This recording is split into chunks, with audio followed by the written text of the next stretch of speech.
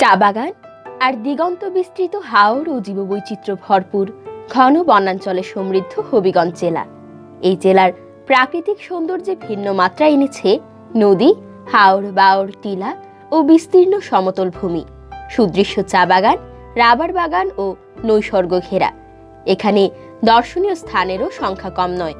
ঐতিহাসিক ও আকর্ষণীয় এসব স্থান হবিগঞ্জ জেলাকে পর্যটকদের কাছে টানে অনায়াসে।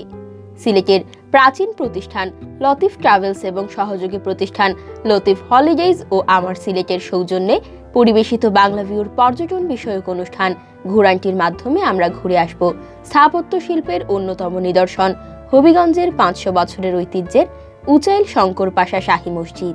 হবিগঞ্জ জেলার সদর উপজেলার এই মসজিদটি অনেকের কাছে গায়েবী মসজিদ নামেও পরিচিত। মসজিদটি সুলতানি আমলের স্থাপত্য নিদর্শনগুলোর মধ্যে অন্যতম। সদর উপজেলার রাজিউরা ইউনিয়নের উচাইল গ্রামে প্রায় 6 একর জমির উপর কালের সাক্ষী হয়ে আছে মসজিদটি। মসজিদটির কারুকাজ আর নির্মাণ শৈলী অত্যন্ত চমৎকার। উন্নত মানের প্রলেপহীন পোড়া ইট কেটে সেঁকে দেওয়া হয়েছে ইমারতে। দেয়ালের বাইরের অংশে পোড়া ইটের উপর বিভিন্ন নকশা এবং অলঙ্করণ সহজেই মুসল্লি ও দর্শনার্থীদের দৃষ্টি আকর্ষণ করে। মসজিদটি লাল বা রক্তিম বলে অনেকে লাল মসজিদ বলে থাকেন, আবার টিলার উপরে বলে টিলা মসজিদও বলা হয়। দুটি মিলিয়ে লাল টিলা মসজিদও বলা হয়। খোঁজ নিয়ে জানা যায় 1513 সালে মসজিদটি নির্মাণ করেন শাহ মজলিস আমিন রহমাতুল্লাহি আলাইহি। পরবর্তীতে মসজিদের সুদৃশ্য ইমারত বা ভবন নির্মাণ করা হয় সুলতান আলাউদ্দিন হোসেন শাহের আমলে। ইমারতটির দৈর্ঘ্য ও প্রস্থ একই মাপের, বারান্দা 3 ফুটের সামান্য বেশি। একে অনেক সময় 4 গম্বুজ মসজিদও বলা হয়, কেননা মূল বা আসল ভবনের উপর একটি বড় বা বিশাল গম্বুজ এবং বারান্দার উপর দেখতে পাওয়া যায় 3টি ছোট গম্বুজ। দরজা জানালা আছে প্রায় 15টি। দরজা ও জানালা প্রায় সবগুলো একই আকৃতির।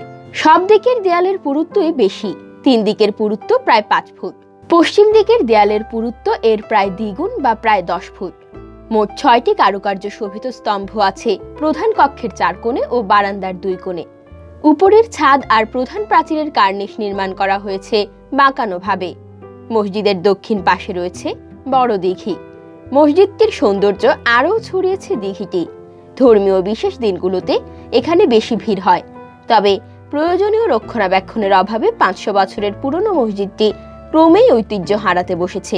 স্থানীয়দের কাছ থেকে খবর নিয়ে জানা যায়, প্রাচীন মসজিদটির রক্ষণাবেক্ষণের দায়িত্ব নিয়েছে সরকারের প্রত্নতত্ত্ব বিভাগ, তবে রক্ষণাবেক্ষণের কোনো ধরনের কাজ করা হয়েছে তা চোখে পড়েনি। স্থানীয়রা জানালেন, প্রতিদিন মসজিদটি দেখতে ও এখানকার মাজার জিয়ারত করতে আসেন দেশের বিভিন্ন অঞ্চলের মানুষ।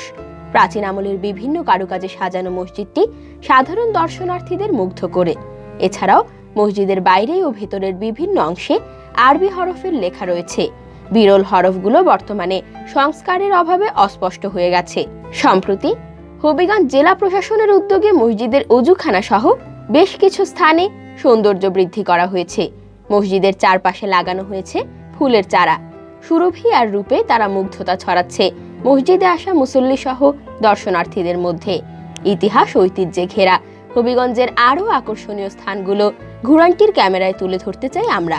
আপনার এলাকার এমন স্থানগুলো সম্পর্কে জানাতে পারেন আমাদের। ক্যামেরা নিয়ে হাজির হবে বাংলাভিউর ঘোরান্টি টিম। ভিডিওটি ভালো লাগলে লাইক, কমেন্ট আর শেয়ার করার অনুরোধ রইল। আজকের মতো এখানেই বিদায় নিচ্ছি। দেখা হবে অন্য কোনো পর্বে। ততদিন ভালো থাকুন, সুস্থ থাকুন, বাংলাভিউর সাথে থাকুন।